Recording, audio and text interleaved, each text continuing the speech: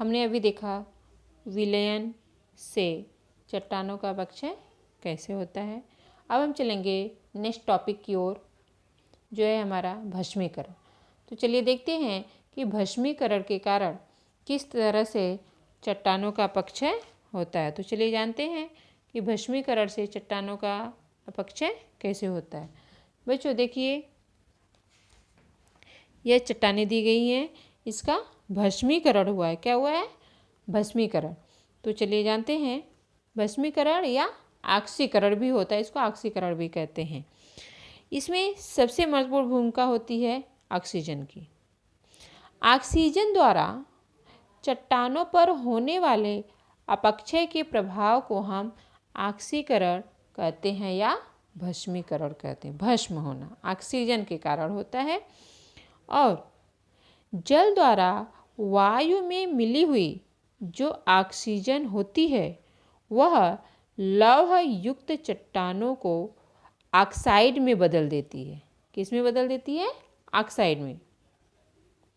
और लोहे पर जंग लगना शुरू हो जाता है तथा चट्टानें भुरभुरी हो जाती हैं और वह नष्ट होती। जैसे आपने धूल देखा होगा, खेत की मिट्टी देखी होगी, तो उसी तरह जब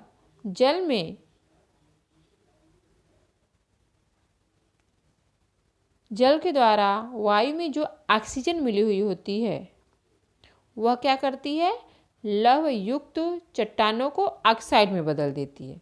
और जब वह ऑक्साइड में बदल देती है तो चट्टानों पर जंग लगना शुरू हो जाता है और वह टूट जाती हैं, नष्ट हो जाती हैं या भुरभुरी हो जाती हैं। और जैसे चट्टानों के लौह का जो जल है, लौह है चट्टानों में जो लौह की मात्रा है, वह जल के जब संपर्क में आती है तो लौह और ऑक्सीजन में एक रासायनिक क्रिया होती है। और जब रासायनिक क्रिया शुरू हो जाती है तो लोहे पर जंग लग जाती है, जिसके कारण चट्टानों पर कत्थई रंग की परतें हमें दिखाई देनी शुरू हो जाती है।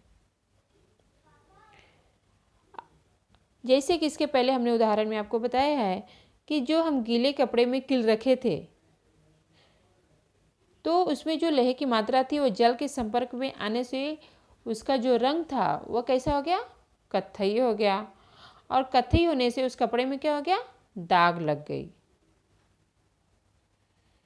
दाग लगने से फिर उसका धीरे धीरे उसी तरह आप जितने भी उसमें जल के संपर्क में आता जाएगा जंग लगती जाएगी और धीरे धीरे वो किल क्या होगी? नष्ट हो जाएगी, टूट जाएगी। इसके अलावा भी हम बहुत सारे उदाहरण देख सकते हैं बच्चों। जैसे आपके घर में नमक है, उसमें भी रासायनिक क्रिया होती है। जैसे वर्षा ऋतु में हम देखते हैं कि नमक को अगर हम खोल कर रखें तो नमक से पानी निकलना शुरू हो जाता है। या सेव है, आपने ऑब्जर्व किया होगा, अगर हम सेव को काट कर रख दें 2 मिनट के लिए या 1 मिनट के लिए तो कटा हुआ जो सेव है रखने से उसके ऊपर जो है वह लाल रंग हमें दिखाई देता है, सेव लाल रंग का हो जाता है। तो यह सब रासायनिक तथा जैव रासायनिक प्रक्रियाओं से जब चट्टानों पर होती हैं तब ऐसा कहा जाता है कि चट्टानों का रासायनिक अपक्षय हुआ है। तो इस प्रकार से रासायनिक अपक्षय होना शुरू हो जाता है या रासायनिक अपक्षय के कारण चट्टानों का भस्म होना शुरू हो जाता है।